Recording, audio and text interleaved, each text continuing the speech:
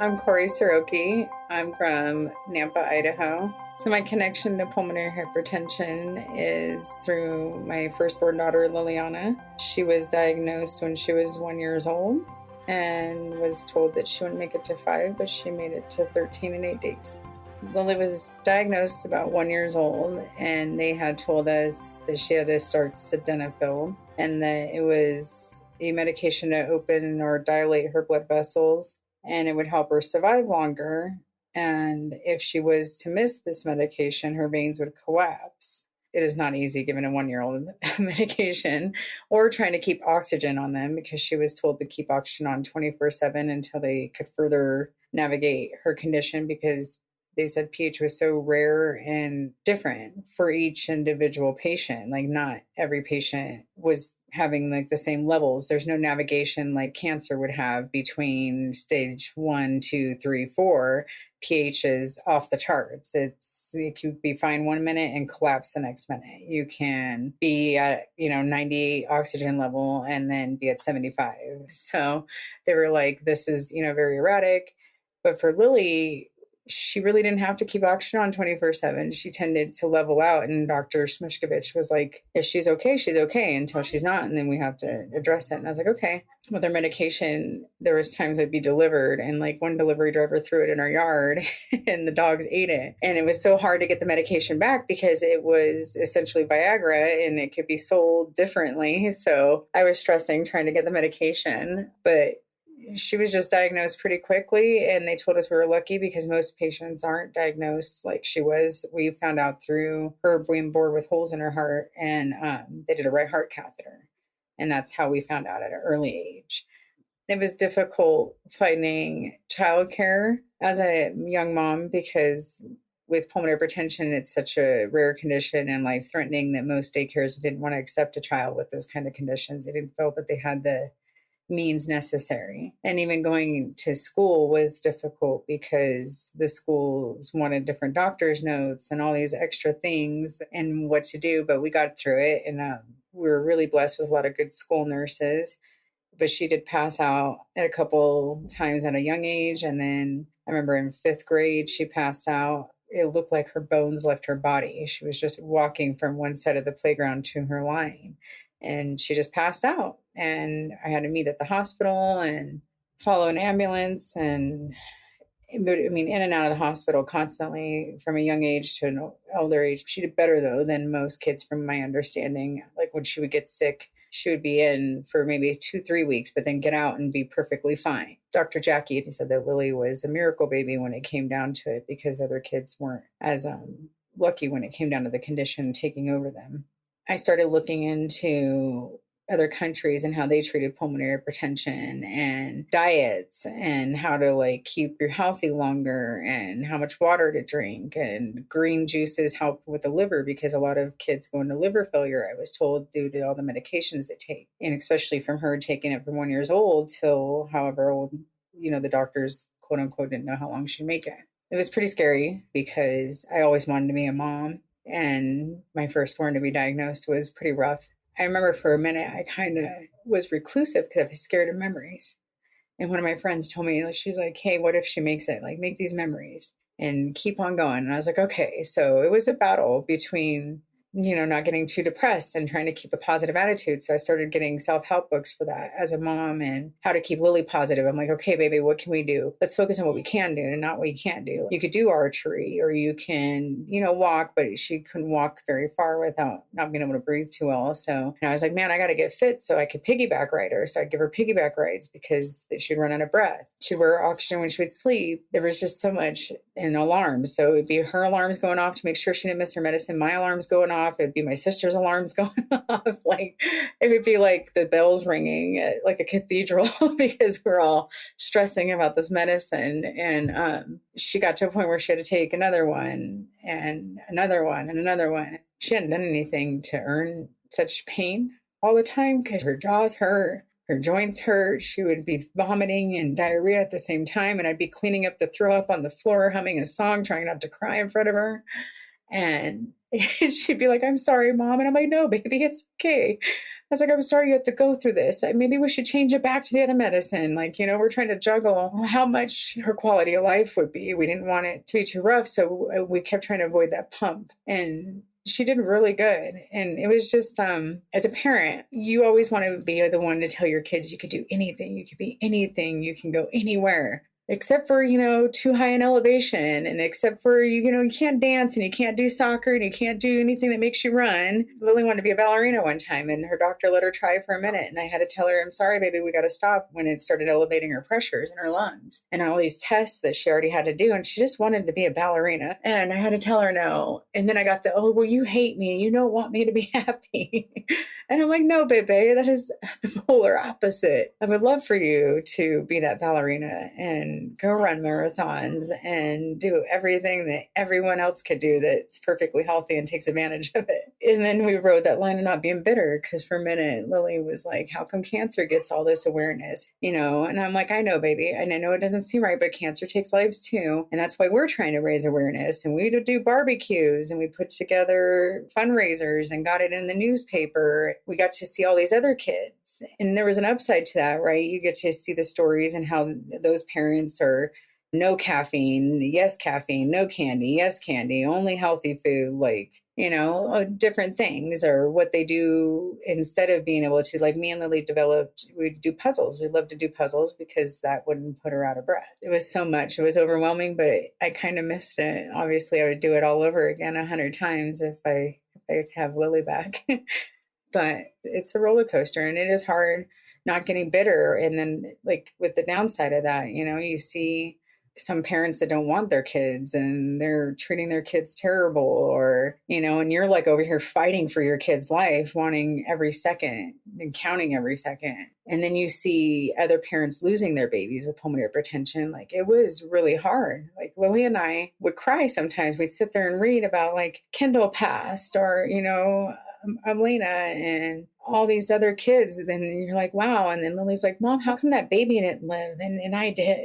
And I'm like, I don't know, baby. I don't know. It happens.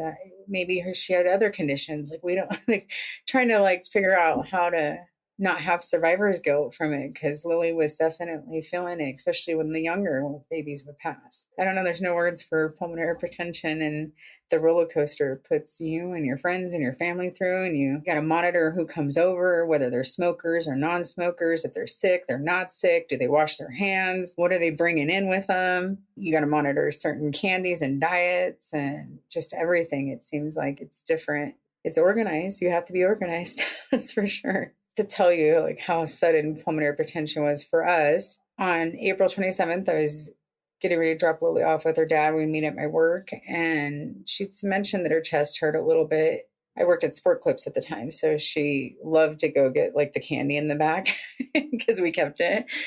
And she walked to the back, but when she was coming up, she kind of stopped. And I said, I was in the middle of cutting my client's hair. And I said, baby, are you okay? Do we need to go to the hospital? Because you never know. And she's like, no, Mom, I think I'll be okay. And then she looked out at her dad, and I said, hey, if you need to go to the hospital, we could go. She said no. She said she was fine. So she went to her dad's.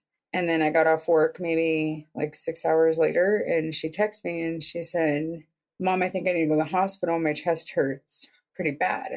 I think it's bad this time. Normally, I was in a complete panic, like freaking out for a second, like mentally. But when she texted that, I felt like I kind of already knew that it was bad, because Lily never really would complain, ever. So I told her, I said, okay, like really bad, or can I wash these 18 clients' hair off me? Like, how bad? And she goes, well, you can rinse off real quick. And I said, okay, I'll just rinse. So I just rinsed and washed real quick and got in the car. And then I was like, shit, I forgot the oxygen. Normally I had it all ready first. And so I went in to get the oxygen, and my boyfriend at the time was like, do you want me to drive? And I said, maybe. I'm not feeling too good. Like, my chest was super heavy, like more than normal. We were stuck in traffic, and Lily's like, are you guys almost here? And I said, yeah, we're in traffic. And I could feel her chest pounding, like really heavy, when I picked her up. And I was like, okay, we got the oxygen on in the car. We get her to the hospital. They said there was a lot of fluid. They gave her Lasix, and she threw up a bunch of just phlegm. And I looked at her, and I seen like she was kind of gray. And I was like, oh, this is pretty bad. So I started calling people. I was like, hey, I don't know what's going to happen. Lily's pretty bad this time. I could tell because I was just reading all of her stats, everything. And you kind of become a nurse with pulmonary hypertension. You got to figure out stats. So I was like, okay, maybe not. Like this, we're going to be fine. She's going to be fine. She always comes out of it. So they were like, we're going to ambulance her to Kaiser. And so they took her to Kaiser. She used to be with CHLA, but when I got divorced, our insurance changed. We get her to Kaiser and they're like, she's really bad. She probably needs a transplant. And I said, okay, well, let's do it. Like, we're ready. And the doctor goes, well, we don't give the transplant to pulmonary hypertension patients. And I'm like, well, what do you mean? Like, you never told me that. Why would we have been on your insurance for 2 years if you never intended on saving her life when it came down to the wire? And I said, I don't care who you think you are. Call Dr. Shmushkovich at LA Children's Hospital. She'll get her. So Dr. Jackie sent the helicopter for her. I love that woman more than any woman. Her compassion after dealing and seeing the amount of patients that she's seen is unbeatable. So she sent the helicopter. They put Lily under. The doctor from Loma Linda came to put her under the anesthesia. Her stats were fine. And I was like, okay, your stats are fine. I was like, all right, baby, you did it. You did it. Dr. Jackie sent the helicopter and we're going to get you your lungs and heart. And then her stats dropped and she just went. And I watched them do the CPR for 30 minutes. Tim was hugging me. It was me, Tim, and Jessica, which was funny because that's who it started with when Lily was born, was the three of us. And Tim goes, it's been 15 minutes, Kori. And I said, I'm not. No, they could keep going. They could keep pumping on her. She's going to come back. And right before they started the CPR, I actually I remember I just had tunnel vision. I just seen Lily and I ran in and I kissed her on the forehead and I came back out and they started CPR. And then the doctor came out and he's like, it's been 30 minutes. And I was like, okay, I can't tell you guys to stop. And Tim's like, I can't either. And the doctor's like, well, I can call it if you guys want. And I'm like, well, you're going to have to. So he called it. They stopped. And we all just kind of stood there for a minute because we're like, really? And I remember looking at the end of the hall and everybody else that was there to support us was just watching through that window. And they knew. I started pulling all the wires out of her. And the doctor's like, no, we got to do that. And I'm wanting to get this shit off of her. She's done. Leave her alone. It was so quick. It was just, she was 13 and then only for 8 days. And then she was gone just like that.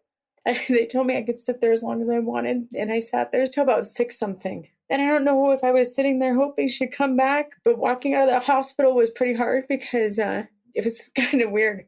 I would just remember going, wow, it's pretty sunny outside, like, and everybody else is fine. I didn't even feel like I belonged anymore. I didn't know where I was. I guess I expected it to be as dark as I felt or sad, but I remember we got home and Lily's dog came out, and that's what actually made me fall to my knees, is my dog.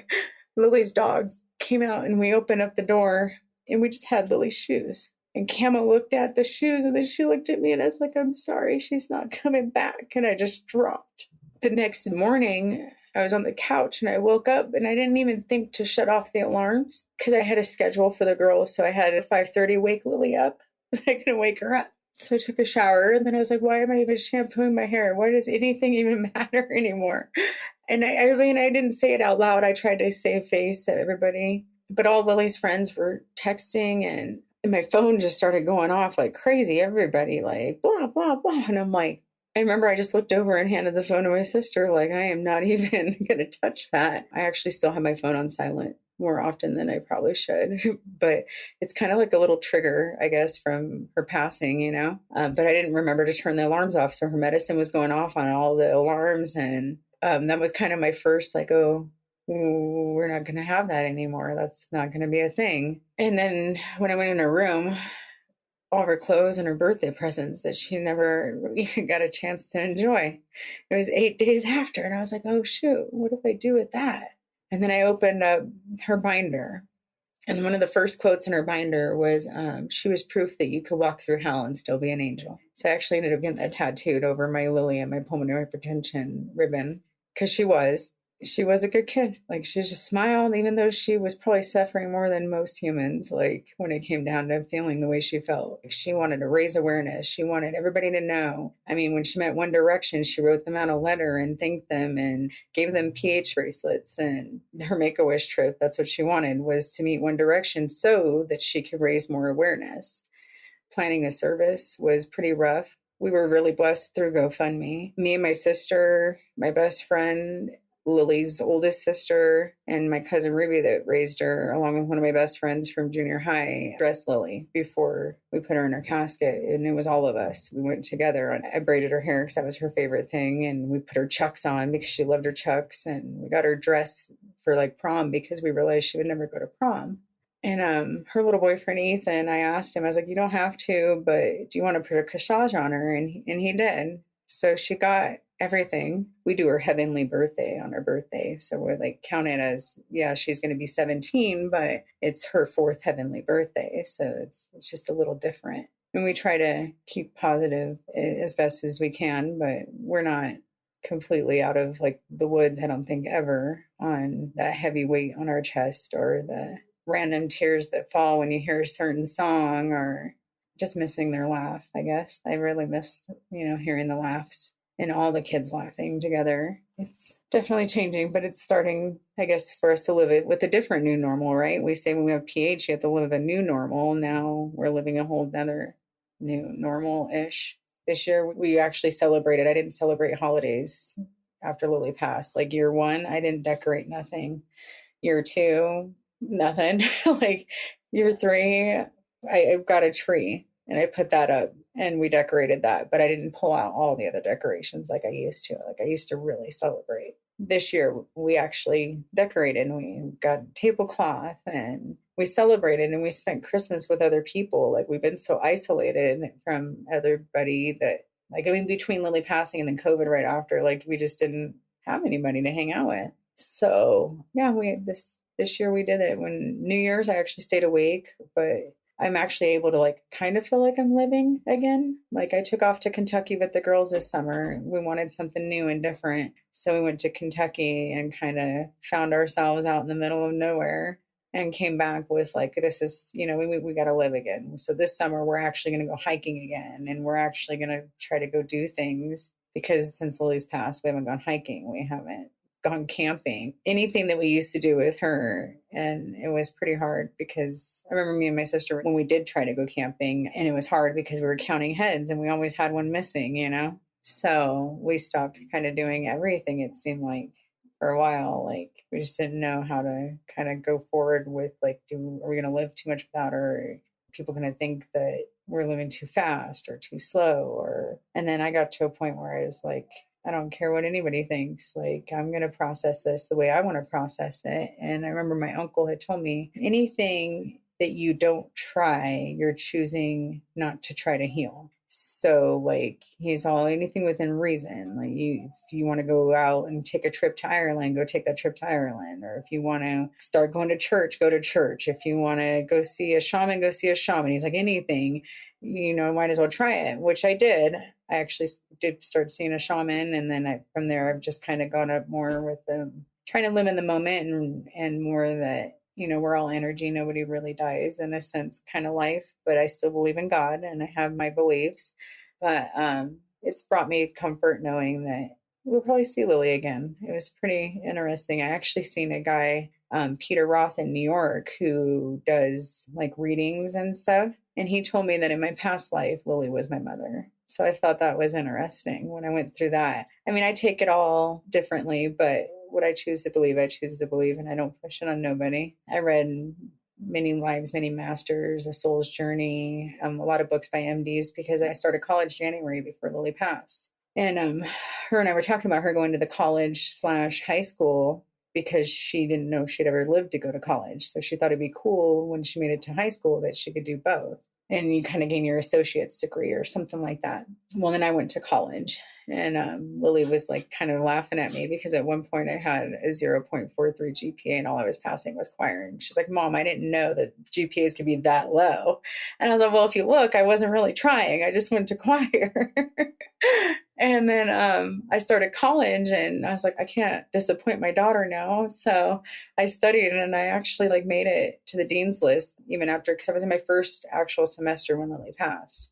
And I got that GPA with a 3.8. So I missed it by a little. And I was like, all right, Lily, sorry. Like I was kind of having a rough time. And then after that, I kept getting the 4.0s. So then I got to the dean's list and I haven't finished my associates yet.